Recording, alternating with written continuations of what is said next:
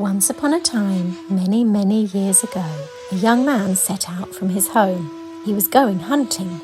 He took his bow and arrows, buckled his trusty belt before riding off on his horse in search of prey. He rode through the wide open space, listening carefully for any dangerous animals lurking nearby and staying alert to spot any signs of the prey. Before long, the tiny sound of a twig snapping made him turn around quickly to see a beautiful deer whose glossy coat was shining in the sun.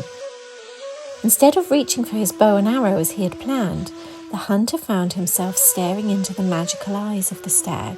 And instead of running away to rejoin its herd as deer usually did, the stag seemed to be trying to tell the hunter something. There was no way he could hurt the animal now. It felt like they had a connection.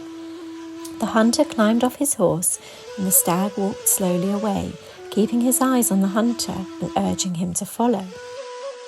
They walked to a piece of rocky ground where the hunter had never been before. The stag bent his head to the ground and the hunter was amazed to see that some stone tools had been left there. Without knowing why, the hunter used the tools to dig down into the ground. The rocks he was digging into contained gold.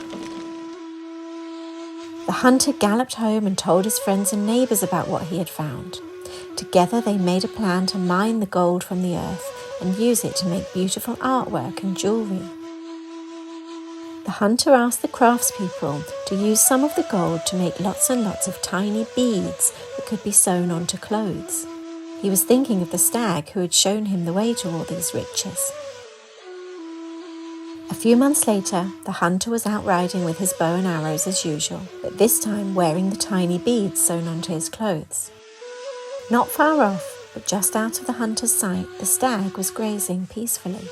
A beam of bright sunlight bounced off the golden beads towards the stag, giving him a warning that the hunter was nearby.